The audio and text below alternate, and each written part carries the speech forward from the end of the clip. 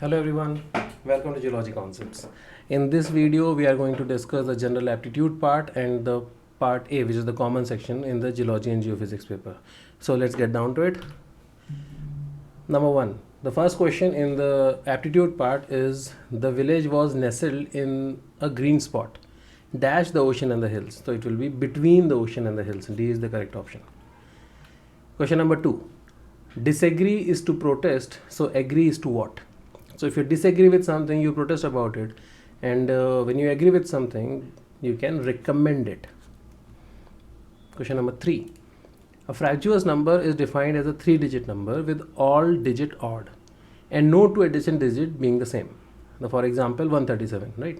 133 is not, because these 3 and 3 got repeated. So how many such numbers will be there? So it's a 3-digit number, 1, 2, 3. Now you have option 1, 3, 5, 7 and 9. These are the odd numbers that we have. So we can choose one number from this. So there are 5C1 ways. So 5C1 ways to choose one of them. Now that number cannot be in this place. So now you have option to choose one from 4. So 4C1. And then again, you cannot choose this number, but you can certainly choose this number. So again you have 4 options. So again it is 4C1. So total number of ways will be 5 into 4 into 4, that is 80. So D will be the correct option. Question number 4. Which among the following statement must be true about the mean and the median of the scores of all candidates appearing for GATE 2023? So in this case, the median is at least as large as the mean. This is not true. This is wrong. The mean is at least as large as the median. No. Again, this is not always true.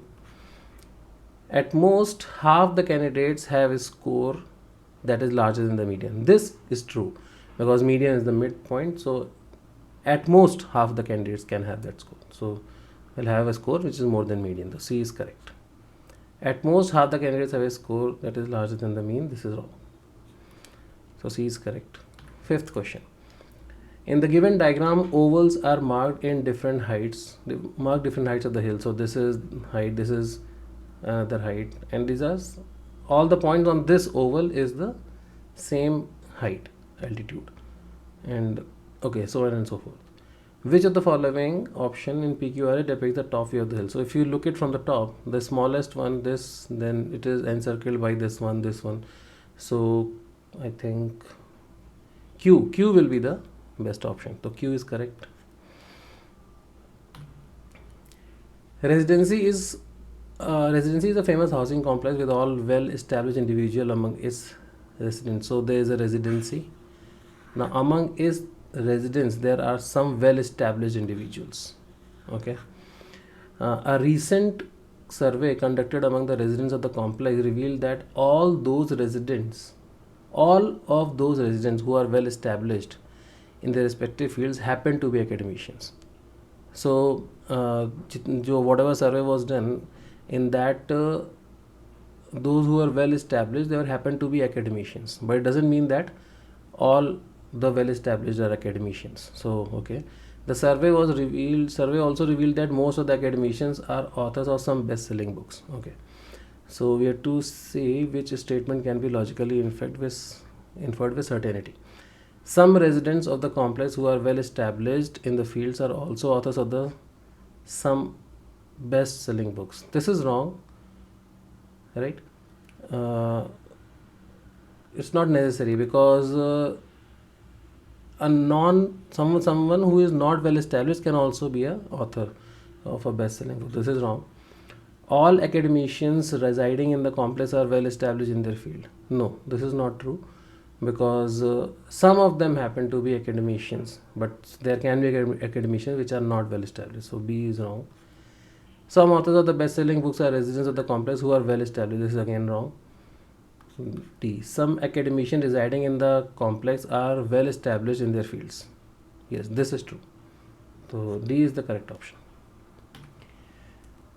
Ankita has to climb 5 stairs starting at the ground. Okay, while respecting the following rules. At any stage, Ankita can move either one stair up At any stage, Ankita cannot move to a lower step. Okay, she cannot come back. She can either move 1 or 2 stairs up. So let's say this is the ground level. First stair, second, third, fourth, and then fifth. So this is 0 level. This is the first stair, second stair, third, this is fourth, and this is fifth. So now Ankita is standing here. Fn denotes the number of possible ways in which Ankita can reach the nth. So this function is the number of ways. So F1 means to reach 1, there is only one way. Yes, there is only one way because she has to just take one step. 2 steps she will reach here. She cannot come back. So only one step, only one way, right? If we go for F2, there are two ways. Two ways, see. What are the two ways? She can take 1 plus 1, or she can just directly go to the second, because she can take 2 stairs also and 1 also. So 1 plus 1 is 1 way and 2. So 2 ways. Okay. Let's see. F3 is 3 ways. What will be the 3 ways? To go to third stair. So what she can do is 1 plus 1 plus 1. Or what she can do is 1 plus 2, or she can do 2 plus 1. So these are the 3 ways in which she can go to the third one. So the question is asking, what will be the value of F5? See, F5 can be 1, 2, 3, 4, 5. She can take one step and reach there. This is one way. If she take 2 steps, she can take 1 plus 1 plus 1 plus 2, right? Or the last step is the 2 steps. Then she can also do 1 plus 1 plus 2 plus 1. She can also do 1 plus 2 plus 1 plus 1, or she can do 2 plus 1 plus 1 plus 1. So this can be done, or there's one more way. She can do 2 plus 2 plus 1 also, or she can do 2 plus 1 plus 2 also, and she can do 1 plus 2 plus 2 also. This is the total number of ways in which she can go. So it is number of ways will be 1, 2, 3, 4, 5, 6, 7, 8. 8. So 8 is the correct option. There are 8 ways in which she can reach there. Okay, coming to the 8th question. The information contained in the DNA is used to synthesize protein that are necessary for the functioning of life. Okay, so you have a DNA in which the information, okay, this DNA has the information which is used to synthesize protein. DNA composed of 4 nucleotides: adenine, thymine, cytosine, and guanine. Okay, the information contained in the DNA can be then thought of as a sequence of these 4 nucleotides. So there will be A, T, C, G, A, G, T, C. There will be some sequence. So what is saying, the sequence of these nucleotides is the source of information that is contained in the DNA. Okay.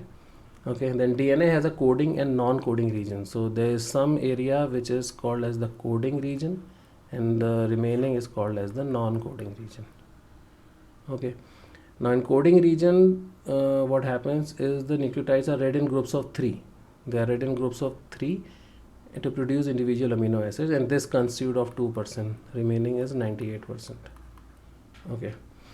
For example, the triplet CCG codes for the amino acid glycine, and triplet GGA codes for the amino acid protein. Okay, so okay, now multiple amino acids are then assembled to form protein.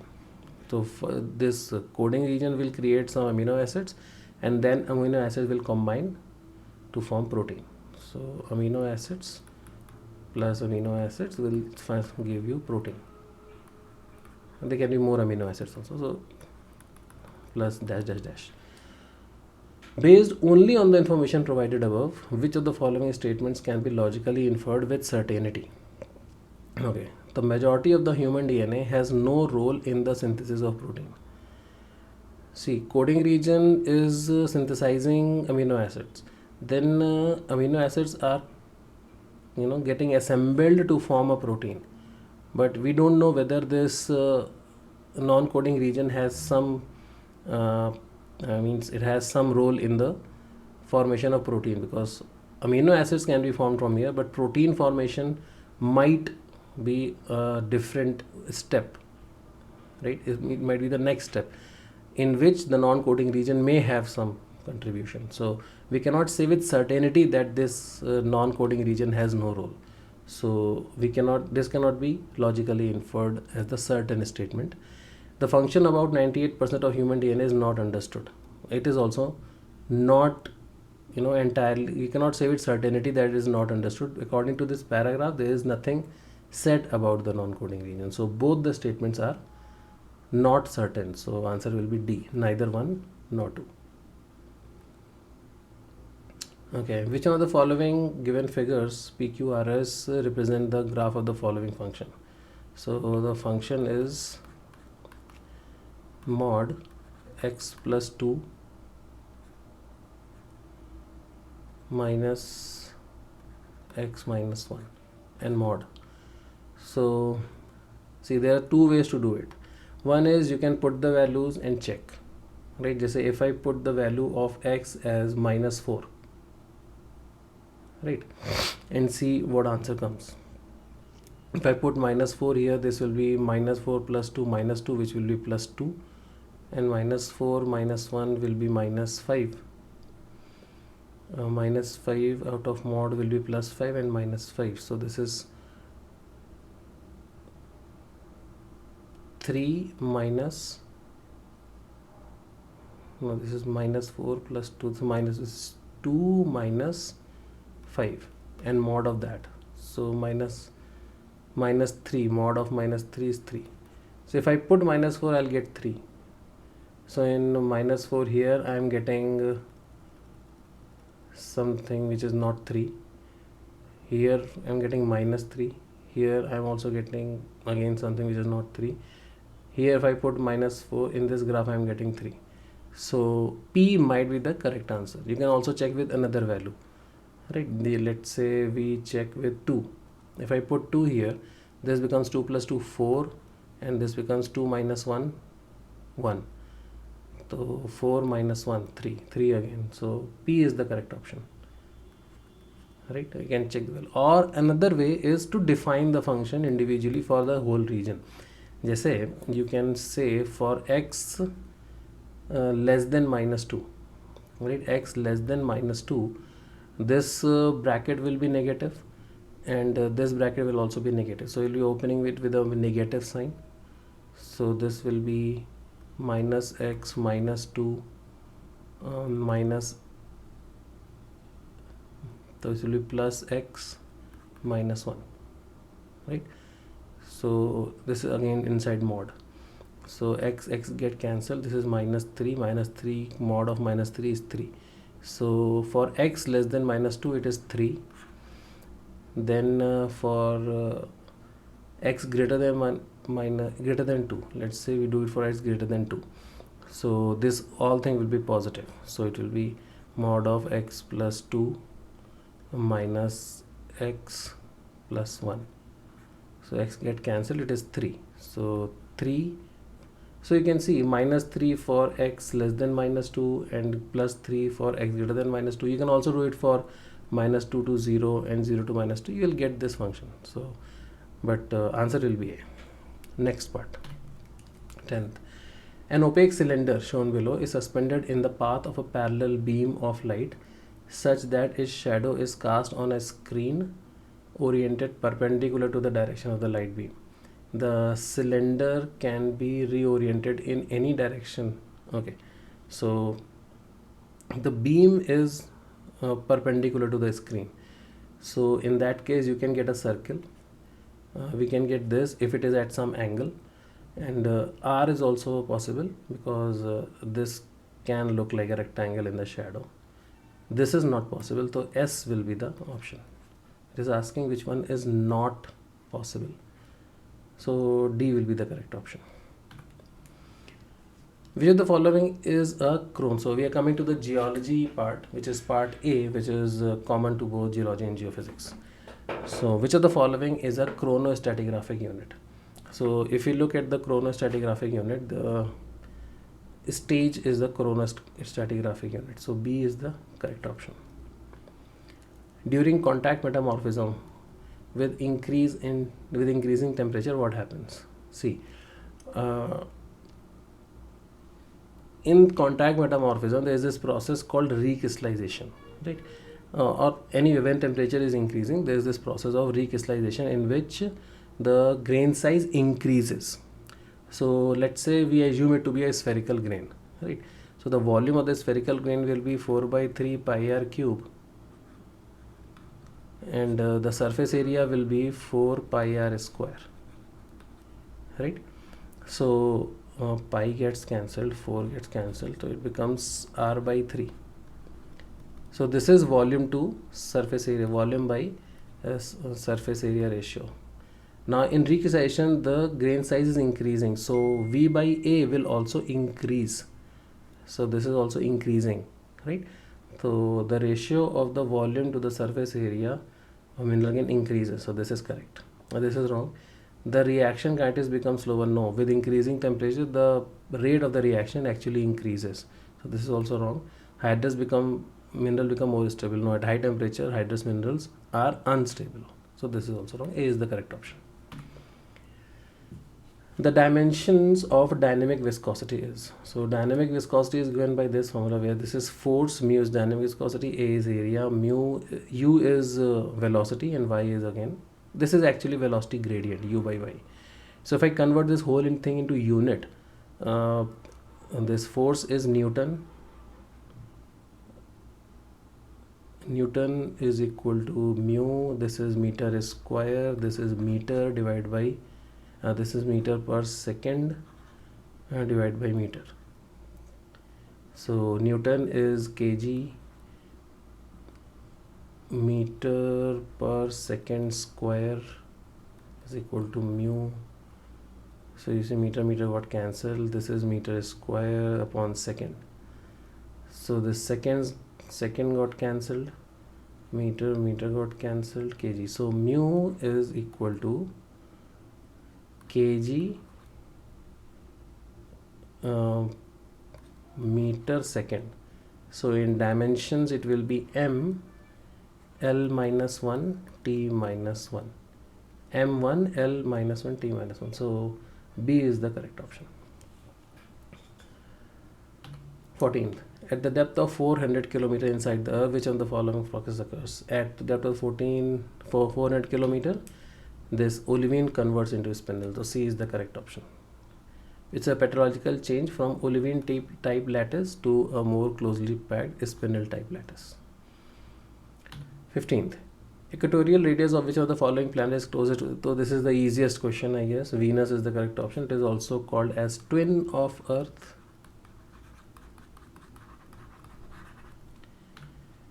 Variation of Bogger anomaly is obtained along a profile after applying all the necessary correction is due to. So Bogger anomaly is defined as delta GB is defined as you have let's say the observed gravity, not the delta, it will be just G.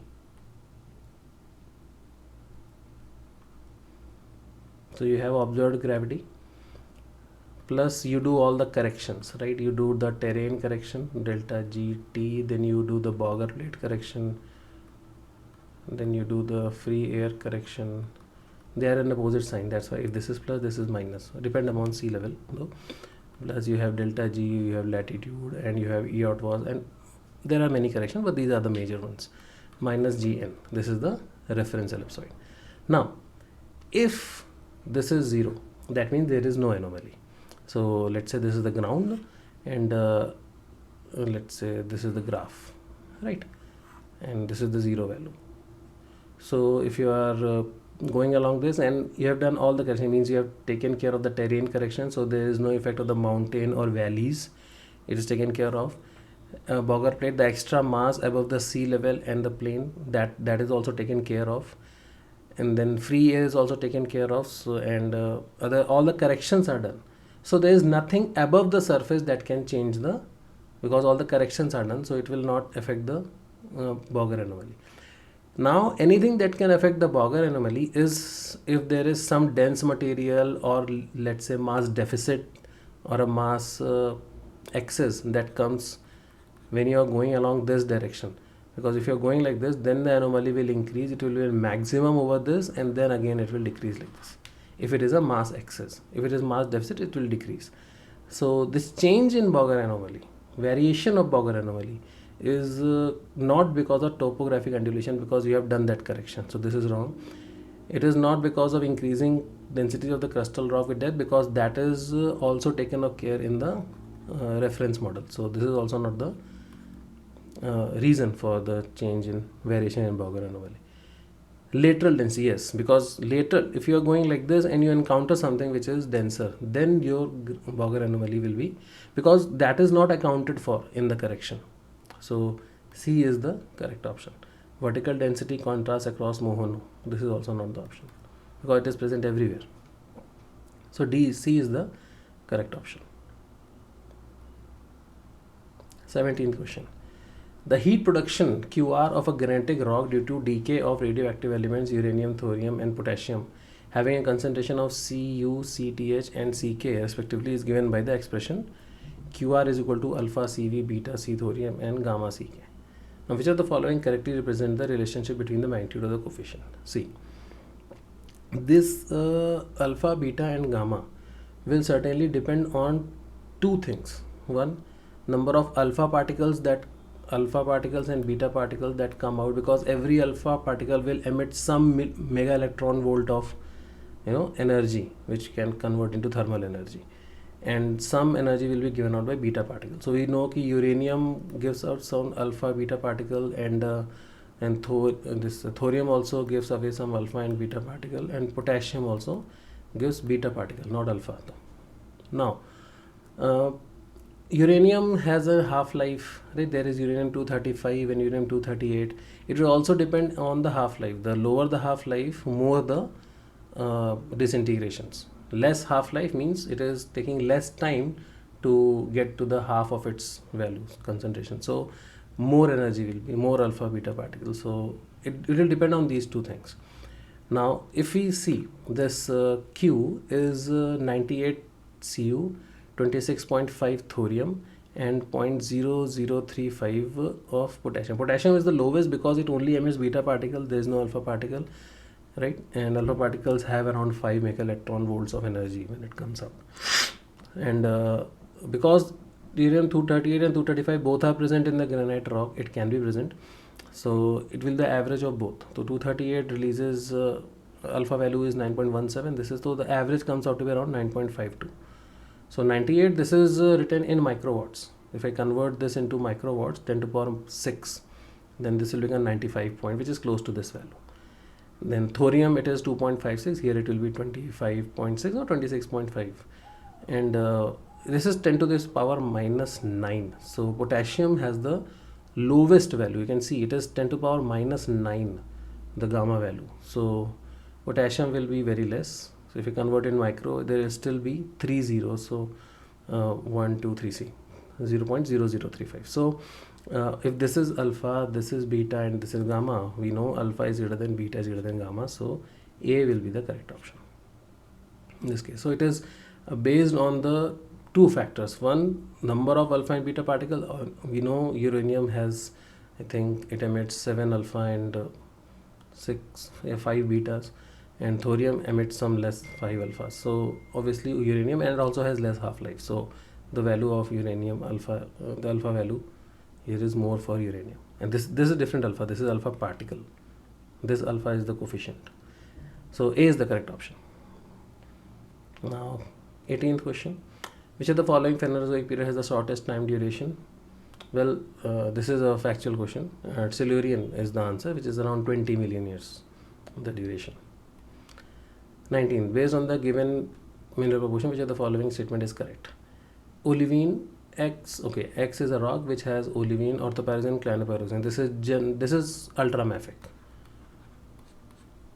right? And olivine is 50, and orthopyroxene and 30, and so this is actually laherzolite, right? More than 40% will make it peridotite, and almost 30-20 ratio of CPS and OPS will make it laherzolite. So X is laherzolite. Then you have Y is plagioclase, alkali feldspar and quartz. Now plagioclase, alkali feldspar and quartz with 30% quartz. Okay, so it is either granodiorite or Yeah, it can be granite or granodiorite. So Y is felsic. Okay, so biotite, plagioclase, alkali feldspar and quartz. So it has plagioclase, alkali feldspar and quartz, so it is felsic, but it also has biotite, which makes it little mafic. Okay, so you can call it slightly mafic. So Y is more felsic compared to X and Z. Y is more felsic. This is true. Only if only one option is correct, then this is correct. X is more felsic. No, X is ultra mafic. This is wrong. Z is more felsic as compared to X. As compared to X, yes, but as compared to Y, no. So this is wrong. Y is most felsic. This is wrong. This is Y is most felsic. This is correct. And Z is most mafic. No, X is most mafic. So this is also wrong. अगर ये X होता तो सही हो जाता, but this is Z. So A is the correct option. You have to check because some of the questions are multiple selection questions also.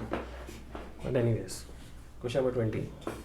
The correct sequence of the electromagnetic radiations in the term of increasing wavelength is gamma, UV, near IR. Gamma, UV, this is correct. Then you have X-ray, then visible, then thermal IR. This is also correct. Microwave, visible, no, this is wrong. It should be visible, microwave, then radio wave. So this is wrong. Microwave, thermal, no, it should be near IR, thermal IR, then microwave. This is also wrong. So A and B is the correct answer. A, B is the correct. So it is multiple selection. So A, B is the correct option. Okay, moving on. Which of the following fold is or are represented by the stereo plot? So you see the axial plane is vertical. If the axial plane is vertical, we can call it upright fold. So because in upright fold, if the fold axial plane is not inclined, it is upright. So upright is the correct option. It is not horizontal because obviously axial plane will be horizontal. Recumbent also is inclined, so this is also wrong. Then you have vertical fold. Vertical fold because the fold axis is vertical, we call it a vertical fold. So B and C will be the correct option in this case. Okay. The bulk density of water content of the soil are 1800 kilogram per meter cube and 18% respectively. The dry density of the soil calculated from the given information is. There is one issue with this question. Bulk density generally is defined as dry density upon the total volume. But in this case, it is asking you to calculate dry density. That means this bulk density is of the whole rock. But that by definition, bulk density is dry density by total volume. But in this question, they are deliberately asking us to take bulk density as the total weight upon the volume of the rock. Well, this can be slightly confusing for those who know the definition of bulk density. But ignorance is bliss. If you don't know, then you might do it right. But according to the question, we have to take this as the total density. So the easy way to do this question is, let's say the volume of rock is 1 meter cube, right? So according to this, the mass of the rock will be, mass of the rock is 1800 kgs, right? Because this is density. This is the total mass of the rock, which is 1800 kg. Now we know the water content is 18%. So 18, you can say 18 or 0.18 is equal to mass of water divided by mass of soil. So from here I can write mass of water is equal to mass of soil into 0.18. Now this is one equation that I have. Also total mass is 1800 kg. This total mass will be equal to a mass of soil plus mass of water. Instead of mass of water, I can write this. So this becomes mass of soil plus 0.18 times mass of soil. So this comes out to be 1800 is equal to this. So mass of soil comes out to be 1800 divided by 1.18. So I think this should be the answer, which is coming out to be 1800 upon 1.18. If you solve this, you will get 1525.42 kgs. If you have taken the volume of rock as 1 meter cube, this will be the density.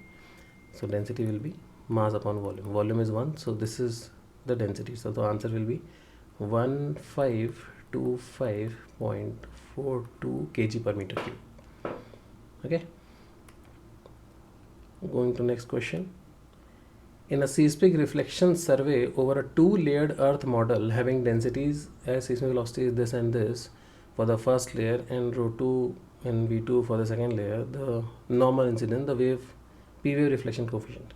The reflection coefficient is the ratio of amplitudes, which can be given by acoustic impedance.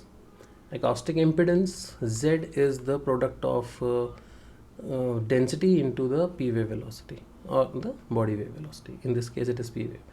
So this comes out to be Z2 minus Z1 upon Z2 plus Z1. This is the reflection coefficient. So from here we can get 3000 into 2100 minus 2000 into 1800 and divided by 3000 into 2100 plus 2000 into 1800. You can solve this. 3 is gone, 2 and 2 is gone. So this comes out to be 27. This is 63 minus 36. So 63 minus 36 upon 63 plus 36. This is 27 divided by 99, which is 3 by 11. So this comes out to be 0.273. The answer will be 0.273. Alright. Moving on, we have question number 24. The resistivity of the rock 100% saturated with water of resistivity 0.25 micro ohm meter and 60 ohm meter. So this is the resistivity of the rock and the water. Assuming tortuosity and cementation exponents to be 1 and 2 respectively, the porosity of the rock. So this can be solved by using the Archie's equation.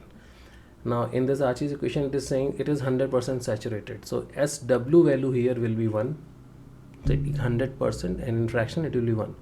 So this 1 is equal to A is the tortuosity factor, which is given to be 1 again. So 1 into RW is the resistivity of the water, so it is 0.25 and divided by, we have phi, which is porosity. You have to calculate this.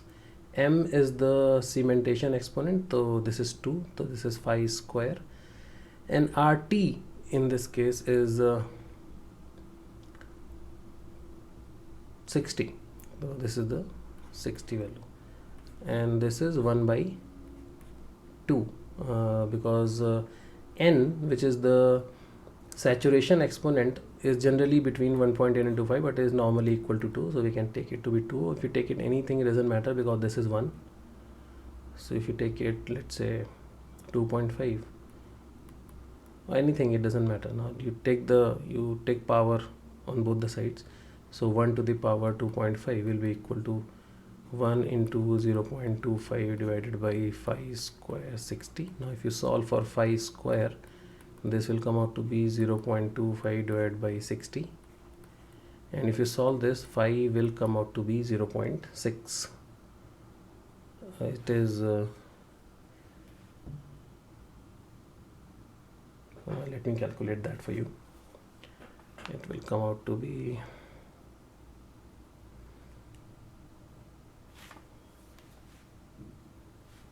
0.6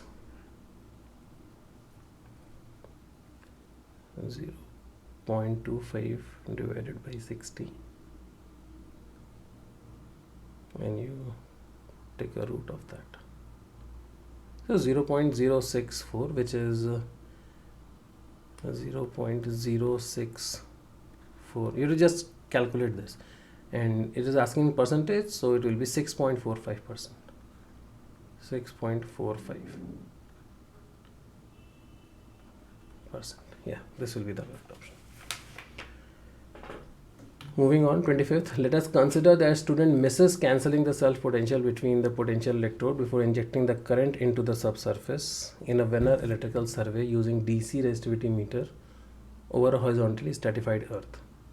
In direct and reverse mode of measurement, the magnitude of the current is same. The potential is recorded as plus 158 millivolt and minus 214 millivolt.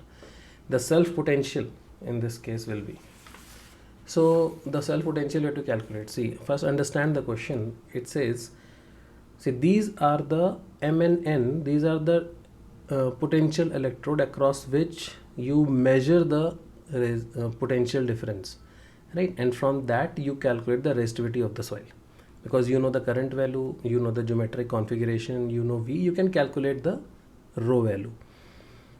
The thing is, before we set up the experiment, there will be some potential already between them before even we start the experiment. Now that is the self potential between the potential electrode, right? So what we do generally when we do the experiment, we short them so that there is no potential between them. That means cancelling the self potential. But if you have not done that, let's say there is a potential difference between them which is Y, let's say, right? And what we are applying is the value of X, which is the potential that we are applying. So we'll first do it in the direct order and then reverse, means first you will apply X and in second case you will apply minus X. These are the two things that we'll do. So if we, let's say we apply X, so the potential gets added, so we have Y plus X. This value is given to be plus 158, right? And then Y is same, but you are applying in the opposite direction, so it is Y minus X. Now this value is minus 214. If I add these two equations, this is first and this is second, if I add these two equations, X will get cancelled. I will have 2Y, which is equal to minus 214 plus 158. This value will be minus 56. From here to Y comes out to be minus 28. Now this Y is the self potential between the electrode before injecting the current. So this is minus 28 millivolts. Okay, so it is, the question is big, but it's just asking you the potential difference that was already present between the potential electrode before you apply your potential. Our potential in this case we are taking X. If you have to calculate what the potential we have applied, you can put the value of Y back into this equation. Like I can put it minus 28 plus X is equal to 158. So from here if I calculate my X, it will be 158 plus 28, which is 8816 versus 186. So what we have applied is 186 millivolts, and what is present here is minus 28 millivolts. So we can play around this. So to minus 28 will be the correct option.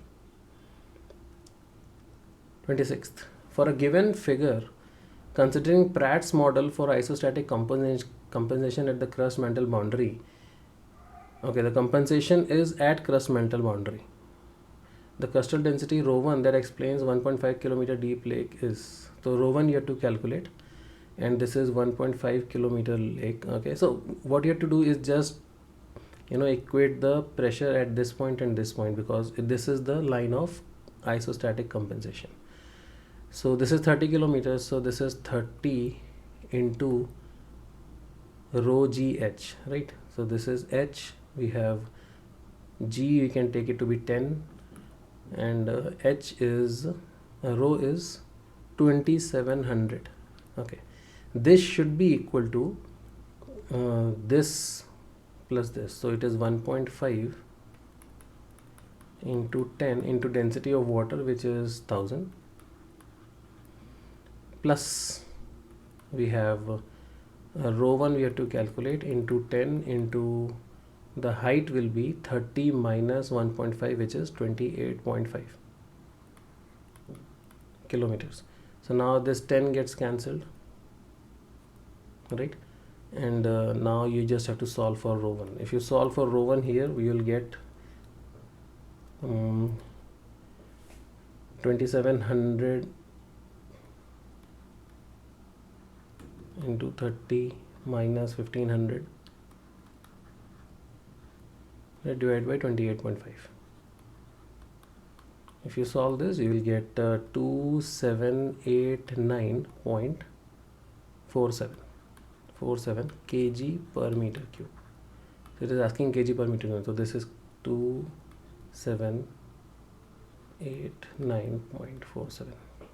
This will be the correct option. So this ends the first part of this video, which is the general aptitude in the common section. And we'll see you in the next video, where we'll discuss the whole geology section from question number 27 to 65. Ciao. Thank you.